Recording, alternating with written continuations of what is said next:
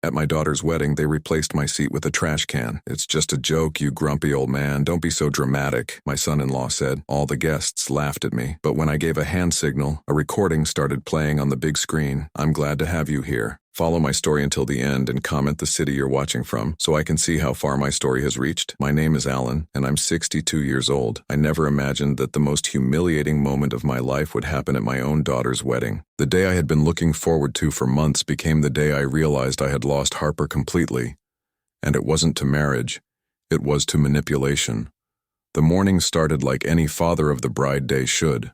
I woke up early, ironed my best suit, and practiced my speech one more time in the mirror. Harper had been my world since her mother died 8 years ago. She was 28 now, beautiful, intelligent, with her mother's gentle smile and stubborn streak. When she told me she was marrying Albert, I tried to be happy for her. I really did. Albert Morrison was 31, charming in that slick way that made my skin crawl. He worked in marketing, or so he claimed, always talking about big deals and important clients. Harper met him at a coffee shop downtown 2 years ago, and within 6 months he had moved into the apartment I helped her buy. Within a year, they were engaged.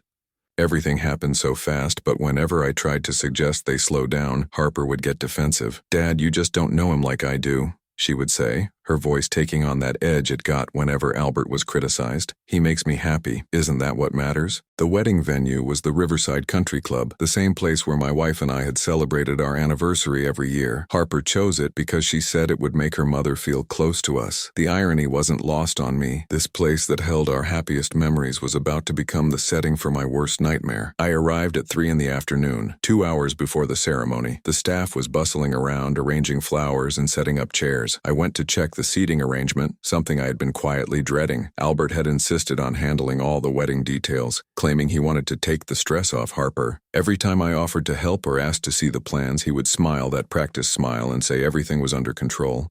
The main reception area was elegant, decorated in white and gold with round tables positioned around a small dance floor. Each table had a number and a list of guests. I found table 1, the head table where the wedding party would sit. Table 2 had Harper's college friends. Table 3 had my side of the family, my brother Tom and his wife, my cousin Margaret. I kept looking, expecting to find my name at table 4 or 5, somewhere close to the front. I wasn't at table 6, or 7, or 8. My heart started beating faster as I scanned the remaining tables. Finally, at the back of the room, near the kitchen doors, I saw a small card table that hadn't been there during the rehearsal dinner. It had no number, just a handwritten sign that made my blood run cold. Alan Garrett, special seating. But there was no chair. Instead, sitting behind the table, was a large silver garbage can with a white bow tied around it, and a small placard that read, "Reserved for the father of the bride." I stood there for a full minute, staring at it, my mind refusing to process what I was seeing. This had to be a mistake, some kind of sick joke by the catering staff. Harper would never allow this. She couldn't possibly know about this. Pretty funny, right? I turned around to find Albert standing behind me, straightening his tie with that smug expression he wore whenever he thought he was being clever. He was dressed in an expensive black tuxedo that probably cost more than my monthly pension. His dark hair was perfectly styled, not a strand out of place. "What is this?" I asked, my voice barely above a whisper. Albert chuckled, the sound grating against my nerves like fingernails on a chalkboard. "Come on, Alan. Don't be so dramatic. It's just a little joke to lighten the mood. You know, break the ice before the ceremony." "A joke?" I felt something hot and sharp rising in my chest. "You want me to sit on a garbage can at my daughter's wedding?" "It's not just any garbage can," Albert said, grinning wider. "We made sure it was a nice one, silver, very classy. Besides, it's symbolic, don't you think? Old things making room for new things." The way he said old things made it clear he wasn't talking about furniture. "Harper knows about this?" I asked, though part of me already knew the answer. Albert's smile faltered for just a second, then returned full force. "Harper thinks it's hilarious. She said you've always had a great sense of humor about these things. Don't you want to make your daughter happy on her special day?" That's when I saw Harper approaching from across the room. She looked stunning in her white dress, her dark hair pulled back in an elegant updo. But when she saw me standing by the garbage can, her expression didn't show surprise or anger. Instead, she looked uncomfortable, like a child caught doing something she knew was wrong but wasn't brave enough to stop. "Dad," she said softly, not quite meeting my eyes, "I see you found your seat." "Harper, sweetheart," I said, my voice cracking slightly. "Tell me you didn't know about this." She glanced at Albert, then back at me. It's just for a few minutes during the cocktail hour. Albert thought it would be funny. People will laugh, and then you can move to a regular table for dinner. People will laugh, I repeated slowly. At me, at your father. Dad, don't make this into a big deal, Harper said, her voice taking on that defensive tone again. It's one afternoon. Can't you just go along with it? For me? I looked at my daughter, my only child, the little girl who used to fall asleep in my arms, who called me her hero until she was 15, and I realized I was looking at a stranger. The Harper I knew would never have allowed this. She would have fought anyone who tried to humiliate her father. But this Harper, Albert's Harper, was asking me to accept degradation for the sake of keeping peace. You want me to sit on a garbage can while your wedding guests laugh at me? I said, not as a question, but as a statement of fact. Just for a little while, she said quietly. Before I could respond, guests started arriving for the cocktail hour. They filtered into the reception area in small groups dressed in their finest clothes, chatting and laughing. It didn't take long for someone to notice the unusual seating arrangement. Oh my God, is that really for Alan? I heard someone whisper. Then the laughter started. Not quiet, polite chuckles, but loud, genuine laughter. People were pulling out their phones to take pictures. A group of Albert's groomsmen were practically doubled over, pointing at the garbage can and making jokes I couldn't quite hear but could definitely imagine.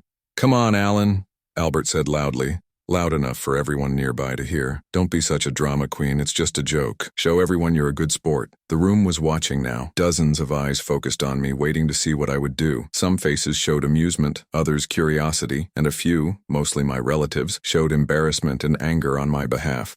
But no one spoke up. No one told Albert this was wrong. They just watched and waited for the show. I felt my chest tighten, the familiar ache that had been my companion since my wife died intensifying until I could barely breathe. This wasn't just humiliation. This was erasure. Albert wasn't just making me look foolish. He was making me disappear, reducing me to a joke, a relic to be laughed at and forgotten. Harper stood beside her husband-to-be, her face flushed but her silence deafening. My daughter, who I had raised to stand up for what was right, was watching her father be humiliated and doing nothing to stop it. That's when I realized Albert hadn't just been working to marry Harper. He had been working to isolate her, to turn her against me, to make her choose between us. And tonight, in front of all these people, she had made her choice. But Albert had made one crucial mistake. He thought he knew everything about me, thought I was just a harmless old man who would quietly accept whatever scraps of dignity he chose to leave me. He had no idea what I had discovered about him 3 months ago, or what I was prepared to do with that information. As I stood there looking at the garbage can that was supposed to be my throne of humiliation, I felt something shift inside me. The hurt was still there, sharp and deep, but underneath it was something else. Something harder and more dangerous. I reached into my jacket pocket and felt the small remote control I had hidden there. Tonight, Albert Morrison was going to learn that underestimating people was a very expensive mistake. The path to this moment had started 18 months ago, though I didn't realize it at the time. I remember the exact conversation that should have been my first warning. Harper had called me on a Tuesday evening, her voice strained in a way that immediately put me on alert. "Dad, we need to talk," she said without her usual warm greeting.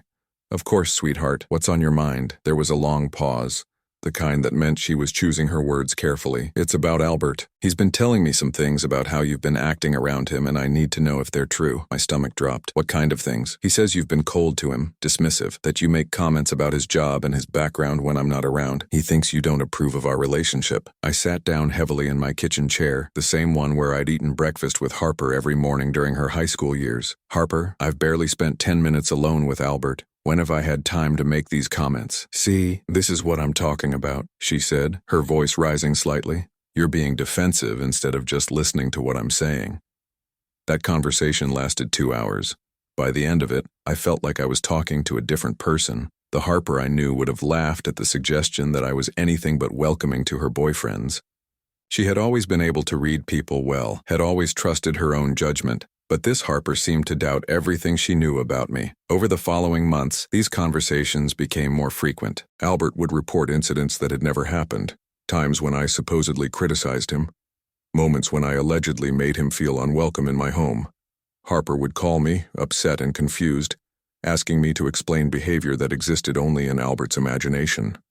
"He says you told him he wasn't good enough for me," she said during one particularly painful call. "Harper, when did I supposedly say this?" "Last Sunday when you were grilling burgers. He says you pulled him aside and told him he should find someone more his level. I remembered that Sunday clearly. Albert had spent the entire afternoon on his phone, barely speaking to anyone. I had asked him once if he wanted to help with the cooking, and he had declined without looking up from his screen. We had maybe exchanged 20 words the entire day. Sweetheart, that never happened. We barely spoke last Sunday. But why would he lie about something like that? Harper asked, and I could hear the genuine confusion in her voice. What would he gain from making it up? That was the question that kept me awake at night. What did Albert gain from turning Harper against me? At first, I thought it was simple insecurity.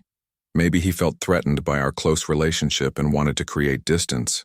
But as the months passed and his stories became more elaborate and more frequent, I began to suspect something darker. The real breakthrough came 6 months ago when my neighbor, Mrs. Chen, mentioned seeing Harper at the grocery store. She looked so thin, Alan, and tired. Is she okay? When I asked Harper about it, she brushed off my concerns. I've just been stressed with work and wedding planning. Albert says I worry too much about things that don't matter. That phrase, Albert says, had become the beginning of most of Harper's sentences. Albert says I should focus on my career instead of family drama. Albert says older people sometimes get set in their ways and resist change. Albert says it's normal for families to grow apart when children get married. I started paying closer attention to Harper during our visits. She had always been animated, full of opinions and stories about her work, her friends, her plans for the future. But gradually, she became quieter, more hesitant to express her own thoughts. She would start to tell me something, then stop and say, "Actually, Albert thinks I shouldn't burden you with my problems." The final piece of the puzzle fell into place 3 months ago. I was having coffee with my old friend, Detective Ray Morrison, no relation to Albert despite the shared last name. Ray had recently retired after 30 years with the police department, and we met monthly to catch up and complain about our arthritis. "You know, Alan," Ray said as we sat in our usual booth at Martha's Diner, "I've been thinking about what you told me about Harper's boyfriend.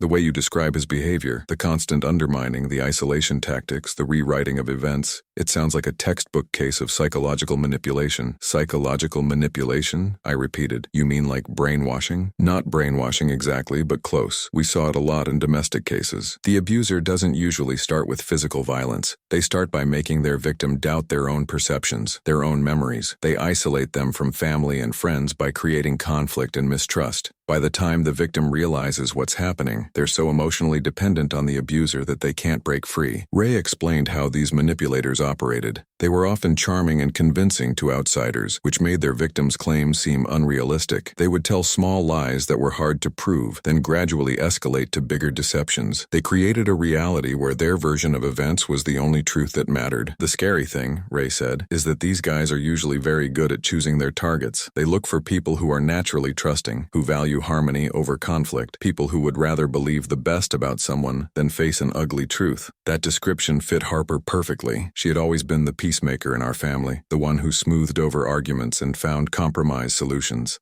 After her mother died, she had thrown herself into taking care of everyone else's emotional needs, often at the expense of her own. "So what can I do?" I asked Ray. "If Harper doesn't believe me about Albert, how can I protect her?" Ray stirred his coffee thoughtfully. "In my experience, these situations usually have to play out. The victim has to see the truth for themselves. But sometimes, if you can document the manipulation, if you can prove that the abuser is lying, it can break the spell." That conversation planted a seed that grew into a plan. I started documenting every interaction with Albert, every conversation with Harper, every lie and contradiction. I hired a private investigator, something I never thought I would do in my lifetime, to dig deeper into Albert's background. What we found was worse than I had imagined. Albert Morrison wasn't just a manipulator, he was a serial manipulator. My investigator, a woman named Sarah Chen, daughter of my neighbor, had traced Albert's history through 3 previous relationships. In each case, the pattern was identical. He would charm his way into a woman's life, gradually isolate her from her support system, then disappear once he had gotten what he wanted. His first victim was named Jennifer Walsh, Sarah explained as she spread photos and documents across my kitchen table. He dated her for 2 years, convinced her to take out loans to fund his business ventures, then vanished when she was $20,000 in debt. The second victim was Maria Santos, a teacher who had helped Albert through what he claimed was a difficult period after his father's death. She had let him move into her apartment, had supported him financially while he supposedly looked for work, had even introduced him to her family as her future husband. After 8 months, he disappeared with her jewelry and the money from her savings account. The third victim was Lisa Park, who had met Albert just 6 months before he started dating Harper. Sarah had managed to locate Lisa through social media and convinced her to meet with us. The story Lisa told made my blood run cold.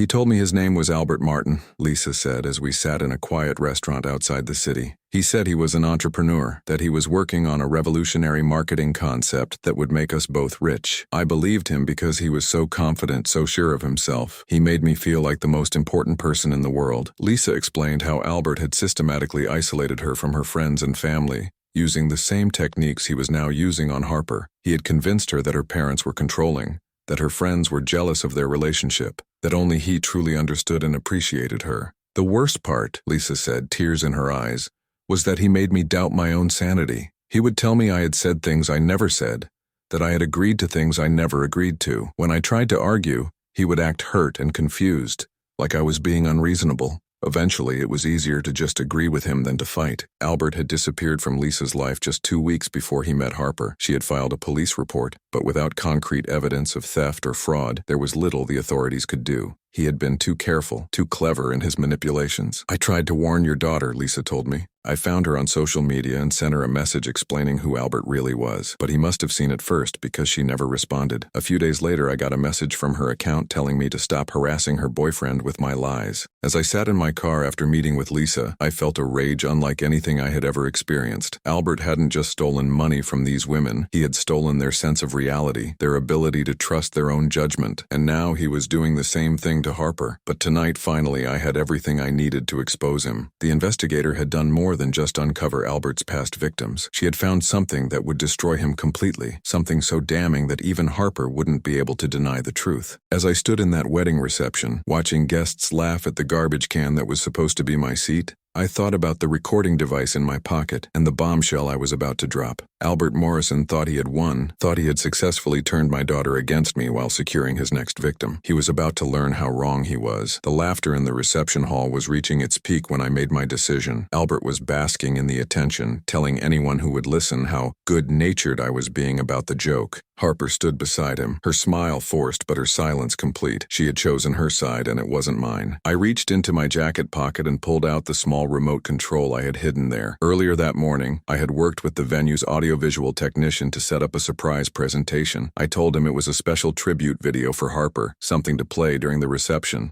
He had been happy to help, setting up the large screen and sound system that Albert had requested for their wedding slideshow. "Ladies and gentlemen," I called out, my voice carrying across the room. The chatter died down as heads turned toward me. "Before we begin the evening's festivities, I have a special presentation for the happy couple." Albert's face lit up with what he probably thought was anticipation, but looked more like greed to me. He loved being the center of attention, loved any opportunity to be celebrated or admired. Harper looked confused but pleased, probably thinking I was finally embracing the spirit of her wedding. "That's so sweet, Dad," she said, her voice carrying that artificial brightness she had developed since dating Albert. "We weren't expecting anything like this." "Oh, I think you'll find it very educational," I replied, pressing the first button on the remote. The large screen at the front of the reception hall flickered to life. Instead of wedding photos or a sentimental tribute, the guests found themselves looking at a split-screen image. On the left side was Albert Morrison, the man they all knew as Harper's devoted fiancé. On the right side was the same man, but in different clothes, with his arm around a different woman. The woman was named Rebecca Morrison. She was Albert's wife.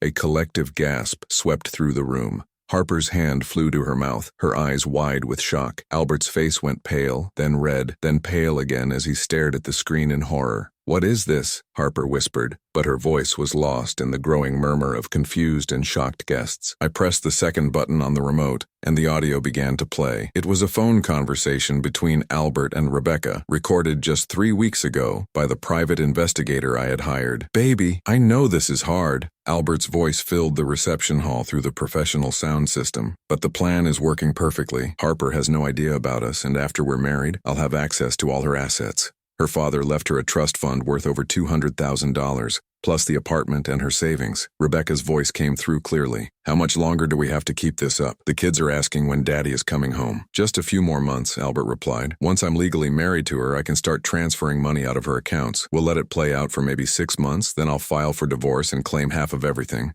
With what we get from Harper, plus what I already took from the last one, we'll have enough to disappear somewhere nice. Maybe Costa Rica. The reception hall had gone completely silent except for the damning recording. Harper was shaking her head, her face white as her wedding dress. Some guests were holding up their phones, recording the disaster unfolding before them. "Turn it off," Albert said, his voice barely audible. "Turn it off right now." But I wasn't finished. I pressed the third button and new images appeared on the screen. Wedding photos, but not from today. These were from Albert and Rebecca's wedding 4 years ago in Nevada. Then came more photos. Albert with Rebecca and their 2 children, a boy and a girl who looked to be about 6 and 8 years old. Family photos from birthday parties, Christmas mornings, vacation trips to Disneyland. "This is fake," Albert said desperately, his voice rising. "This is all fake. He's doctored these photos. This is some kind of elaborate revenge because he doesn't approve of our relationship." But his protests were drowned out by the continuing audio recording. Now it was a different conversation, this one between Albert and a man whose voice I didn't recognize. The identity theft was genius, the unknown man was saying, creating a whole new background for yourself, complete with fake employment records and credit history. "How long did it take you to set up the Albert Morrison identity?" "About 6 months, Albert replied proudly. "The real Albert Morrison died in a car accident in Oregon 3 years ago. Single guy, no family, same age as me. I just started using his social security number and built a whole new life around it." Harper made a sound that was somewhere between a sob and a scream. She was staring at the man she had just married, seeing him clearly for the first time. "Your name isn't even Albert?" "Harper, let me explain," the man she knew as Albert said, reaching for her arm. "This is all taken out of context. Your father has manipulated these recordings." But Harper stepped away from him, her whole body trembling. "What's your real name?" she demanded. When he didn't answer, I spoke for him. "His real name is Marcus Webb. He's wanted in 3 states for identity theft, fraud, and bigamy. The private investigator I hired tracked him through 4 different identities and at least 6 different victims over the past 10 years. The room erupted in chaos. Some guests were shouting questions. Others were heading for the exits. Albert's groomsmen looked like they wanted to disappear into the floor. Harper's bridesmaids surrounded her, their shocked faces pale in the elegant lighting. "You're lying," Marcus, whatever his name was, said. But his voice lacked conviction. "Harper, you know me. You know I love you. Your father is just a bitter old man who can't stand to see you happy." Harper looked at him with an expression I had never seen on her face before. It was the look of someone seeing a monster for the first time. "The phone calls you took in private, the business trips that never made sense, the way you always wanted to handle our finances. Harper, please, the way you turned me against my father," she continued, her voice getting stronger. "The stories you told me about things he supposedly said, things he supposedly did. None of it was true, was it?" I pressed the final button on the remote and the screen showed one last image. It was a police report filed by Rebecca Morrison 3 days ago, reporting her husband missing. The report included a photo and a detailed description that matched the man standing in front of us exactly. "His wife filed a missing person report," I explained to the stunned crowd. "She's been looking for him for weeks, worried that something terrible had happened. She has no idea he's been living a double life, preparing to commit bigamy so he could steal from another woman." The man who had called himself Albert Morrison looked around the room desperately, searching for an escape route or an ally. But there was nowhere to run and no one left to convince. The evidence was overwhelming, undeniable, devastating. Harper was crying now. Great heaving sobs that shook her entire frame. She pulled off her wedding ring and threw it at his feet. "Get out," she said, her voice breaking. "Get out of here before I call the police myself." "Harper, we can work this out," he pleaded. "I can explain everything. The recording is doctored. The photos are fake. Your father is trying to destroy us because he's jealous of what we have." But Harper wasn't listening anymore. She was looking at me with an expression of dawning horror and shame. "Dad," she whispered. "Oh God, Dad, what have I done?" I wanted to go to her, to hold her and tell her it wasn't her fault, that she was the victim here. But first, I had to make sure Marcus Webb couldn't hurt anyone else. I pulled out my phone and dialed 911. "I'd like to report a wanted fugitive," I said calmly, my eyes never leaving the man who had tried to destroy my daughter's life. "He's at the Riverside Country Club, and he's not going anywhere." Marcus made one last desperate attempt to salvage the situation. He grabbed Harper's arm and tried to pull her toward the exit. "We're leaving. Now, don't listen to any more of his lies." But Harper jerked away from him with such force that she stumbled backward into one of the decorated tables. "Don't touch me," she screamed. "Don't ever touch me again." The sound of sirens was already growing louder in the distance. Marcus finally realized that his game was over, that all his careful planning and manipulation had come to nothing. He looked around the room one last time, his charming mask finally slipping to reveal the cold, calculating predator underneath. "You have no idea what you've done, old man," he said to me, his voice filled with venom. "She'll never forgive you for this. Even if everything you've shown them is true, she'll hate you for destroying her wedding day." I looked at Harper, who was surrounded by her bridesmaids but staring directly at me. Her face was streaked with tears and makeup, her perfect wedding dress wrinkled and stained, but for the first time in months, I saw my real daughter looking back at me. "No," I said quietly. "She'll thank me for saving her life." As the police cars pulled into the country club's parking lot, their red and blue lights flashing through the reception hall windows, I realized that the garbage can I was supposed to sit on was the least important thing that had happened here today. Marcus Webb had tried to make me disappear from Harper's life, but instead he had disappeared from ours forever. The police officers who responded to my call were professionals, but even they seemed stunned by the scope of what they found at the Riverside Country Club. Detective Sarah Martinez, a woman in her 40s with kind eyes and a no-nonsense attitude, took charge of the scene while her partner worked to calm the crowd of wedding guests who had just witnessed the collapse of what they thought was a fairy tale romance. Marcus Webb, I refused to think of him as Albert anymore, had tried to run when he heard the sirens, but several of the male wedding guests, including my brother Tom and Harper's college friend David, had blocked the exits. He was cornered in the country club's kitchen when the officers found him, crouched behind a steel prep table like the coward he was. "Sir, I need you to come with us," Detective Martinez said firmly as she approached him with handcuffs ready. "This is all a misunderstanding," Marcus said, his voice taking on that smooth, persuasive tone he had perfected over years of manipulation. "I'm the victim here. That man," he pointed at me, "has been harassing me and my fiancée for months. He doctored those recordings and photos because he disapproves of our relationship." Detective Martinez looked at me, then back at Marcus. "Sir, we'll sort all this out at the station. Right now I need you to place your hands behind your back." "I demand to speak to my lawyer," Marcus said, but he was already being cuffed and read his rights. As they led him away, he turned back to look at Harper one last time. "This isn't over, Harper. When you realize what your father has done to us, when you understand how he's manipulated you, you'll come back to me. I'll be waiting." Harper flinched as if he had slapped her, and I saw something break inside her at those words. Even now, even caught red-handed, Marcus was trying to plant seeds of doubt, trying to make her question her own perception of reality. The reception hall was in chaos. Most of the guests had left, either too shocked to stay or too uncomfortable to witness the private family drama that was unfolding. The caterers were quietly packing up the untouched dinner, and the wedding photographer had stopped taking pictures after the first police car arrived. Harper stood in the middle of it all, still in her wedding dress, looking lost and broken. Her bridesmaids hovered nearby, unsure whether to comfort her or give her space. The beautiful reception that had cost thousands of dollars was over before it had truly begun. "Harper," I said softly, approaching her carefully. "Sweetheart, are you okay?" She looked at me with red, swollen eyes. "Am I okay?"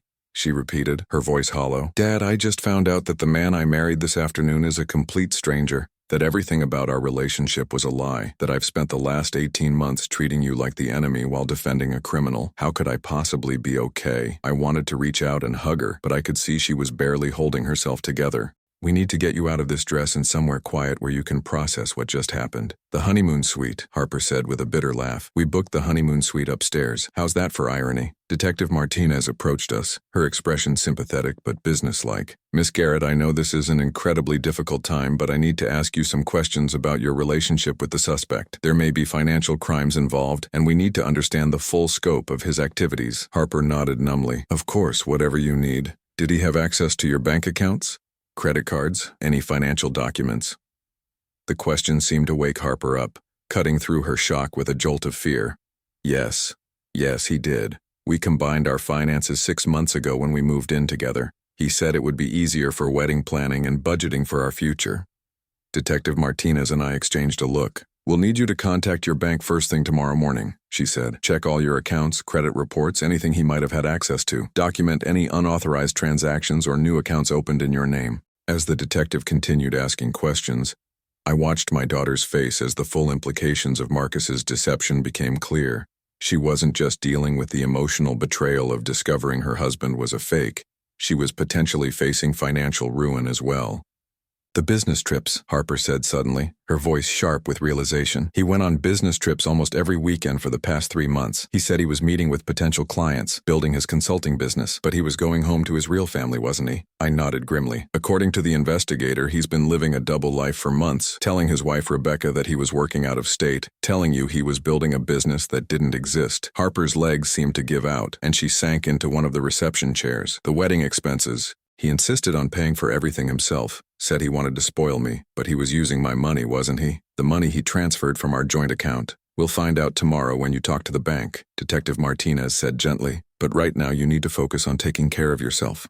Do you have somewhere safe to stay tonight? Family or friends who can be with you? Before Harper could answer, my brother Tom appeared at my elbow. He had been quiet during the confrontation, but I could see the anger simmering in his eyes. She's staying with us tonight, he said firmly. Margaret's already gone home to set up the guest room and make some calls to cancel the honeymoon reservations. Harper looked up at him with surprise. Uncle Tom, you don't have to. Yes, we do, he interrupted. Alan, you did the right thing tonight. I know it wasn't easy, and I know Harper might not see it that way right now, but you saved her from years of hell. As if his words had opened a floodgate, Harper began to cry again. Not the shocked, silent tears from earlier, but deep, wrenching sobs that seemed to come from the very core of her being. I can't believe I fell for it, she gasped between sobs. I can't believe I was so stupid. You weren't stupid, I said, finally moving close enough to put my arm around her shoulders. You were kind and trusting and loving. Those are good qualities, Harper. The fact that someone took advantage of them doesn't make you foolish. But I turned against you, she said, looking up at me with anguish. All those times he told me you said things you never said, did things you never did. I believed him instead of believing you. I let him convince me that you were the problem. The pain in her voice was almost unbearable. Sweetheart, that's what manipulators do. They're experts at making their victims doubt their own perceptions. You're not the first person to fall for this kind of psychological abuse, and you won't be the last. Detective Martinez finished taking Harper's initial statement and handed her a business card. Call me tomorrow after you've spoken with your bank. We'll need detailed records of any financial transactions. And depending on what we find, we may need to involve federal authorities if he's been moving money across state lines. As the detective left, the three of us, Harper, Tom, and I, stood in the empty reception hall surrounded by the remnants of what should have been the happiest day of Harper's life. The flowers were wilting, the candles had burned down to nothing, and the garbage can with its white bow sat forgotten near the back wall, like a prop from a very bad joke. Dad, Harper said quietly, when did you know? When did you first suspect that Albert wasn't who he claimed to be?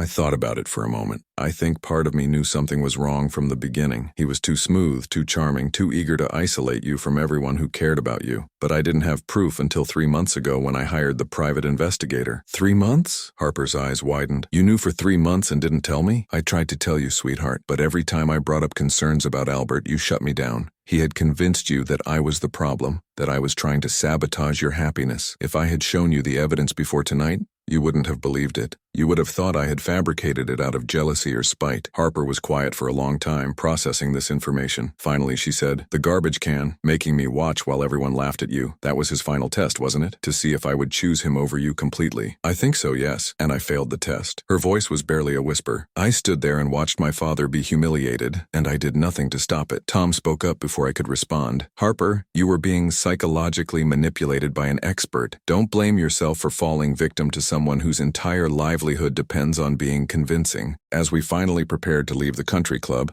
Harper paused at the entrance to look back at the reception hall one last time.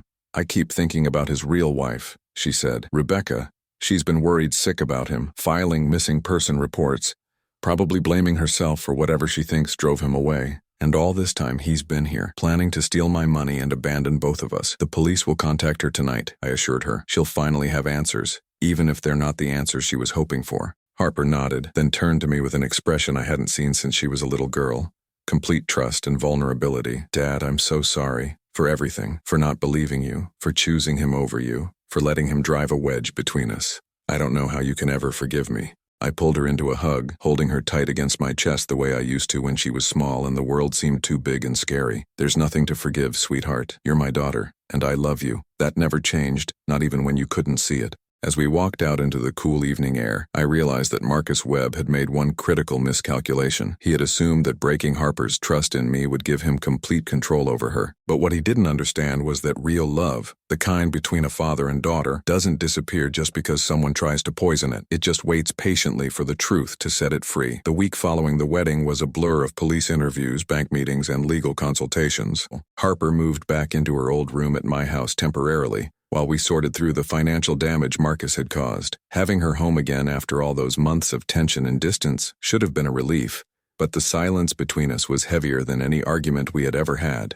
She spent most of those first few days in her room, emerging only for meals that we ate in uncomfortable quiet. I could hear her on the phone with the bank, with credit card companies, with lawyers, her voice flat and businesslike as she tried to untangle the web of financial manipulation Marcus had woven around her life. On Thursday morning, she came downstairs with a stack of papers and sat across from me at the kitchen table where we used to eat breakfast together when she was in high school. Her eyes were red from crying, but her jaw was set with a determination I recognized from her mother. "I need to tell you how bad it is," she said without preamble. I set down my coffee cup and gave her my full attention. "Okay, he stole $43,000 from my savings account over the past 6 months. Small transfers, nothing big enough to trigger alerts from the bank. He opened 3 credit cards in my name and maxed them out. That's another $28,000 in debt. He took out a personal loan using my apartment as collateral for $15,000. Her voice was steady, but I could see her hands shaking as she read from the papers. "Jesus, Harper. There's more. He convinced me to add him to my checking account so he could help manage our wedding expenses. He used that access to write checks to himself totaling another $12,000. In total, he stole nearly $100,000 from me." I felt sick. "What did the bank say? Can any of it be recovered?" Harper let out a bitter laugh. "Some of it, maybe. Since I voluntarily gave him access to some of the accounts, it's not technically theft in all cases. The credit cards opened without my knowledge are clear fraud, so those debts should be forgiven. But the money he transferred from accounts I had given him permission to access, that's going to be much harder to prove wasn't legitimate." We sat in silence for a few minutes while I processed the scope of Marcus's theft. It wasn't just the money, though that was devastating enough. It was the systematic way he had planned and executed Harper's financial destruction while she trusted him completely. "I keep thinking about all the times he complained that I was being too careful with money," Harper said quietly. "He would say things like, 'You can't take it with you,' and 'We need to start living like the successful couple we're going to be.' I thought he was encouraging me to be less anxious about finances. I didn't realize he was conditioning me to ignore my instincts about protecting my assets. Harper, you couldn't have known. He's clearly done this before, and he's had years to perfect his techniques." She looked up at me with an expression that was part gratitude, part anguish. "Dad, I need to ask you something, and I need you to be completely honest with me." "Of course. When I was defending him to you, when I was choosing his version of events over yours, did you hate me?" The question hit me like a physical blow. "Harper, no, never. Not for 1 second. But I was so awful to you. I accused you of being jealous and controlling. I told you that you were trying to sabotage my happiness because you couldn't stand to see me with someone who made me feel loved." Her voice broke on the last words. I reached across the table and took her hands in mine. "Sweetheart, you were being psychologically manipulated by an expert. Every reaction you had, every choice you made, was the result of months of carefully planned emotional abuse. You're not responsible for falling victim to that, but I should have known better. I should have trusted you instead of him." "Why?" "He spent months convincing you that I was the problem. He told you stories about things I supposedly said and did, things that sounded just plausible enough to plant seeds of doubt. He isolated you from me gradually, so subtly that you didn't even realize it was happening. That's not your fault, Harper. That's what predators do." She pulled her hands free and wiped her eyes with the back of her sleeve. "I keep thinking about Mom, about what she would say if she could see what I've become. She taught me to be strong and independent, to trust my instincts and stand up for myself. Instead, I let a man convince me that my own father was my enemy." The mention of my wife sent a familiar ache through my chest. Susan had been gone for 8 years, but I still missed her wisdom and her gentle strength every day. She would have seen through Marcus immediately, would have protected Harper from his manipulation. "Your mother would be proud of you," I said firmly. "She would be proud that you found the courage to face the truth when it was presented to you. She would be proud that you're fighting to rebuild your life instead of wallowing in self-pity. And she would be furious at Marcus for trying to destroy her daughter." For the first time since the wedding disaster, Harper smiled. It was a small, sad smile, but it was genuine. She would have hated him, wouldn't she? She would have seen right through his act from day one. "Your mother had an incredible ability to read people. She always said that someone's true character shows up in how they treat people who can't do anything for them. Like how Albert treated waiters and store clerks, Harper said, the realization dawning on her face. He was always impatient with them, dismissive. I told myself it was just because he was focused and driven, but Mom would have known better. We talked for 3 hours that morning, really talked for the first time since Marcus had entered Harper's life. She told me about the little things that had bothered her but that she had pushed aside, the way he criticized her friends, the way he discouraged her from spending time with family, the way he made her feel guilty for wanting to maintain her independence. He had an answer for everything, she said. When I questioned something he did or said, he always had a reasonable explanation. When I felt uncomfortable about a decision he was pushing me toward, he made me feel like I was being irrational or overly emotional. That's called gaslighting, I explained. It's a form of psychological manipulation where the abuser makes their victim question their own sanity and perceptions. It's one of the most effective tools predators use because it's so subtle and gradual. Harper was quiet for a long time, processing this information. Finally, she said, I want to help catch him. I want to make sure he can't do this to anyone else. The police said they have enough evidence to charge him with identity theft and fraud. The federal authorities are getting involved because he crossed state lines and used false identities. He's looking at serious prison time. That's not enough, Harper said, her voice hardening. I want to find his other victims. I want to help them get justice too, and I want to make sure his real wife knows exactly what kind of man she's married to. I studied my daughter's face, seeing a strength there that reminded me so much of her mother it took my breath away. Are you sure you're ready for that? It's going to mean reliving everything that happened, probably testifying in court, facing him again. I'm sure, Harper said without hesitation. He tried to destroy my life, Dad. He tried to turn me against you and steal everything I had worked for. He made me doubt my own sanity and my own worth. I'm not going to let him get away with that, and I'm not going to let him do it to anyone else. That afternoon, Detective Martinez came to the house to update us on the investigation. She sat in our living room with a thick file folder, her expression serious but optimistic. We've made contact with Rebecca Morrison, his legal wife, she began. She's devastated, of course, but she's cooperating fully with the investigation. She had no idea about his other identities or his criminal activities. She thought he was working as a traveling consultant. What about his children? Harper asked. Are they okay? They're confused and hurt, but they're safe. Rebecca has family support and she's already filed for divorce. She's also provided us with financial records that show a pattern of unexplained income over the past few years, money that we now know came from his various fraud schemes.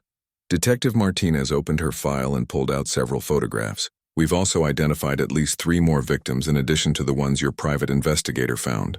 Marcus Webb has been running these romance scams for at least 7 years, possibly longer. The total amount stolen from all his victims is approaching $500,000. Harper's face went pale. $500,000. How many women has he destroyed? At least 8 that we know of so far. The FBI is taking over the case because of the multi-state nature of his crimes and the scope of the financial fraud. They're going to want to interview you extensively, Harper.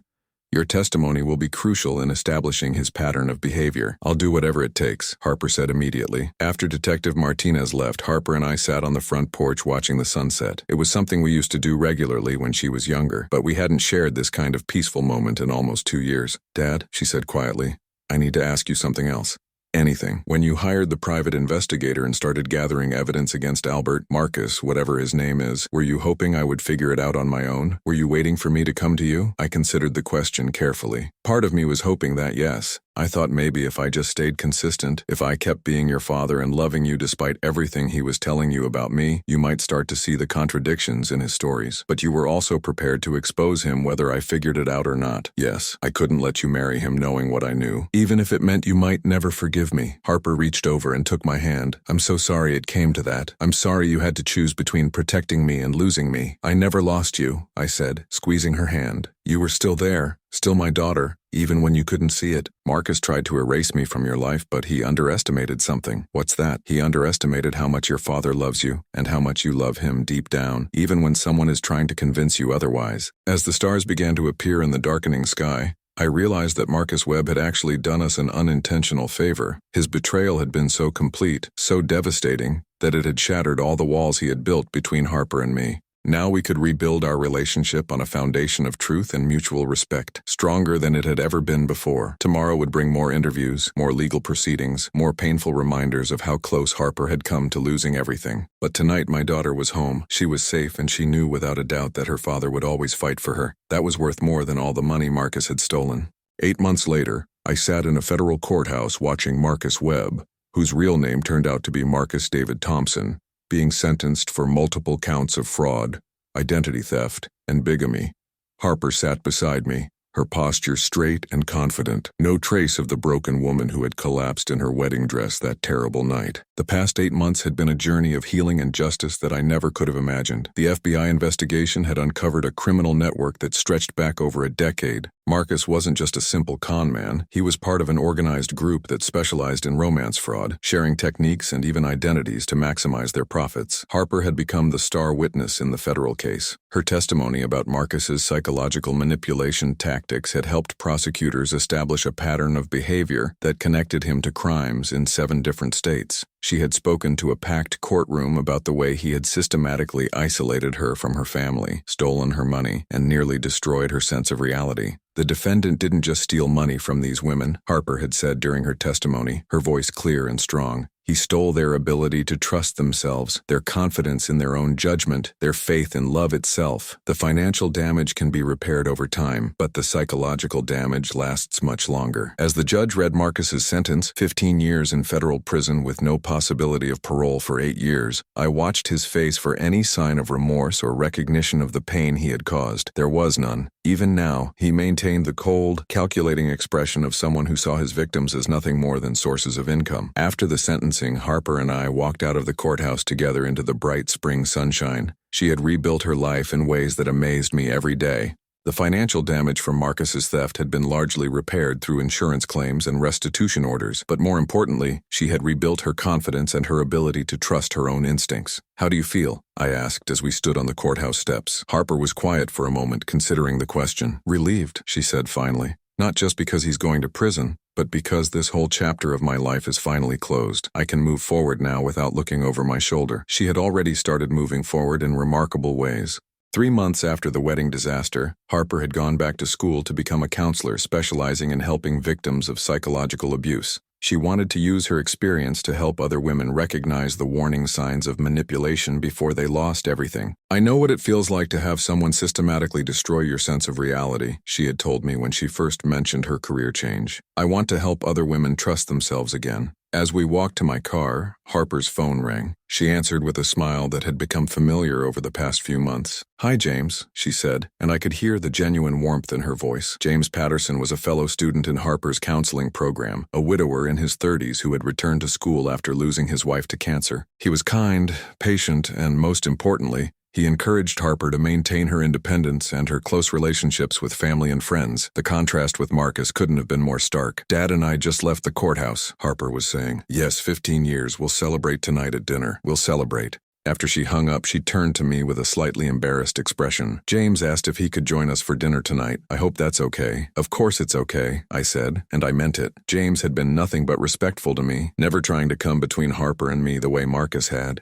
In fact, he often encouraged Harper to spend time with me, understanding that a healthy relationship should strengthen family bonds, not weaken them. As we drove home, Harper was unusually quiet. Finally, she said, "Dad, can I ask you something that's been bothering me? Always. Do you think I would have figured it out eventually? If you hadn't exposed Marcus at the wedding, do you think I would have realized what he was doing to me?" It was a question she had asked several times over the past months, and I understood why it haunted her. She needed to believe that she wasn't completely helpless, that some part of her would have recognized the truth eventually. "I think you were already starting to figure it out," I said honestly. "The private investigator noticed that you seemed uncomfortable at the rehearsal dinner, like part of you knew something was wrong, and you told me yourself that you had been having doubts about some of Marcus's stories, but I might not have acted on those doubts. Maybe not, but Harper, that's not the important question. The important question is what you did when you were faced with undeniable proof of who he really was. You could have chosen to believe his lies even then. You could have convinced yourself that I had somehow fabricated the evidence. Instead, you chose to face the truth, even though it was devastating." Harper nodded, but I could see she was still struggling with self-doubt. "Sometimes I wonder if I'm too naive to ever have a healthy relationship, if I'm too trusting, too willing to believe the best about people. Those qualities aren't weaknesses, sweetheart. They're what make you a good person." The problem wasn't that you were too trusting. The problem was that Marcus was a skilled predator who targeted those exact qualities. But look how you've used this experience. You're helping other women avoid the same trap. You're building a relationship with James based on honesty and mutual respect. You've turned your worst experience into something that's making you stronger and helping others. We pulled into the driveway of the house where Harper had grown up, the house where she was living again while she finished school.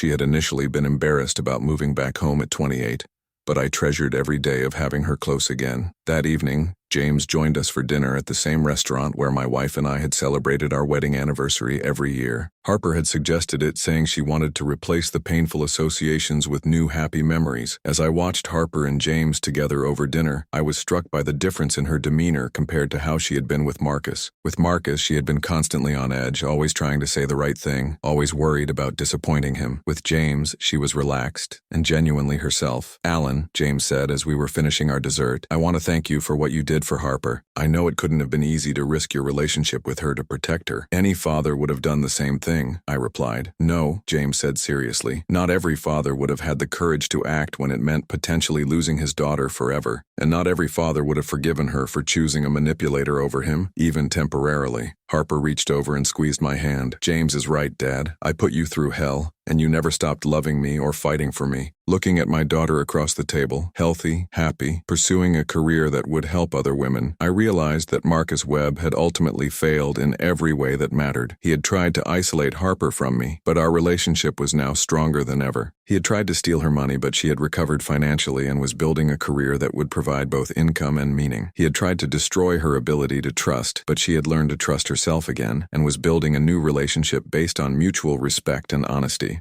Most importantly, he had tried to make her into a victim, but she had chosen to become a survivor. 6 months later, I stood in another reception hall, but this time the atmosphere couldn't have been more different. Harper was receiving an award from the State Counseling Association for her work with abuse victims. She had completed her degree in record time and had already helped dozens of women recognize and escape manipulative relationships. As she gave her acceptance speech, I felt a pride that went deeper than any I had ever experienced. Not just pride in her professional accomplishments, but pride in the strength and wisdom she had shown in rebuilding her life. "My father once told me that the most important thing about falling down is learning how to get back up," Harper said from the podium. "I fell down hard and I fell down publicly, but with the help of people who truly loved me, I learned that getting back up isn't just about recovery. It's about using your experience to help others avoid the same fall." After the ceremony, as we walked to our cars, Harper turned to me with tears in her eyes. "Dad, I need to tell you something." "What's that, sweetheart?" "I'm grateful it happened." I stopped walking, shocked by her words. "What?" "I'm grateful that Marcus came into my life and showed me what manipulation looks like.